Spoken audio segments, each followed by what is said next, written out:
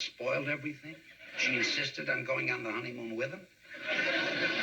You know, all husbands think that when their wives are away, they can go out and get 1,000,000 laughs. They're lucky if they get 999,000 laughs. At his age, he's lucky if he winds up with a snicker.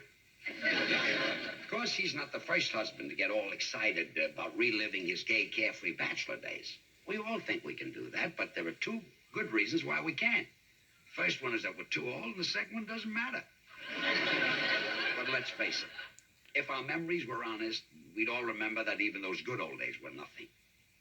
When we were young enough to be playboys, who knew where the playgrounds were? But usually a husband who's left alone doesn't know what to do with himself, like this friend of mine.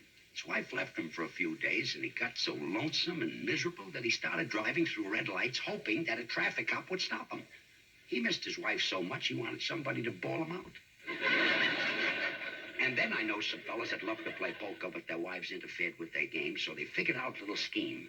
They all sent their wives to Palm Springs for a week so they could get in some uninterrupted poker games. The problem was, after giving their wives money for the trip, they didn't have any left to play poker with. I remember Gracie left me for a few days.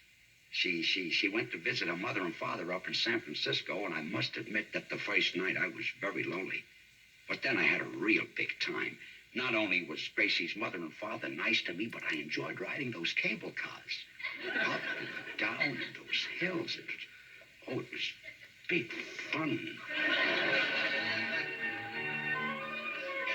Before I go see Judge Strickland, I fixed you some fresh coffee. Oh, thank you, dear. Yeah. How are you baking an egg? Excellent. Especially the bacon. But you haven't touched it. Well, dear, that's because I had so much of your delicious pot roast for dinner that I'm not hungry anymore.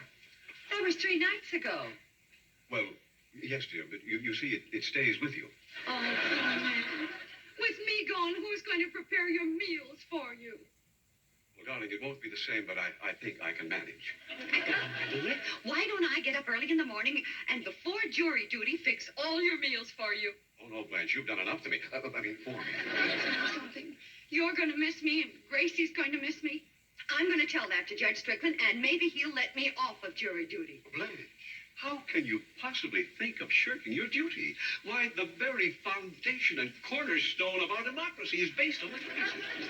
And any citizen who even harbors the thought of evading such service is actually betraying the government in the fullest sense of the word. Now, go, Blanche, go before you're guilty of treason. Treason!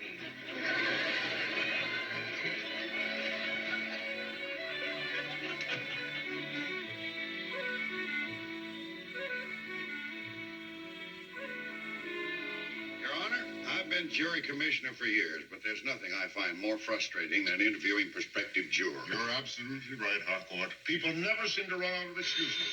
Oh, excuse me. Judge Strickland speaking. Judge Strickland, this is Mr. Harry Hugh Morton, Jr. Yes? This morning you are interviewing my wife for jury duty. May I state that she would make an excellent juror? She has excellent judgment, perspicacity, and is completely unbiased in every respect. You must be sure to select her. I'll consider it. Goodbye. Well, now that's interesting. Here's a man who insists upon our accepting his wife for jury duty. I don't like the sound of that.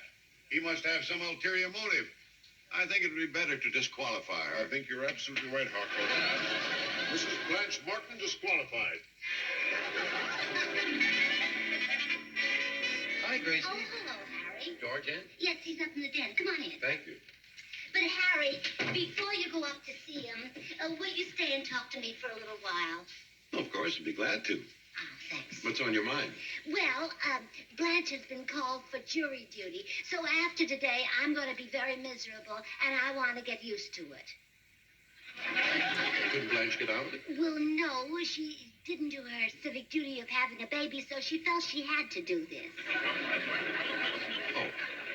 Well, while Blanche is away, I'll try to do everything I can so you won't get too lonesome. Oh, thank you, Harry. Will you be free tomorrow morning? Anytime you say. Oh, good. Then meet me here at 10 o'clock and we'll go to the beauty shop. Well, yes, Blanche and I have appointments to get our hair done, and you can take her place. Well, Gracie, I don't want to go to the beauty shop and get my hair done. Why not? Well, they'd laugh at me. Well, the minute you walk into a place like that, they laugh at you. So as long as they're laughing, you might as well have your hair done, and then you can sit under the dryer and you won't be able to hear them. Wait a minute. I've got a better idea. Gracie, why don't you go down and volunteer to serve on the same jury panel with Blanche? Well, can I do that? Well, of course, they're very anxious to have people served. Of course, the fee is only $5 a day. Oh, that's wonderful. Wait, Gracie, you have to promise me one thing, though. George may not want you to do this, so don't tell him I gave you the idea. In fact, don't tell anybody. It'll be our secret.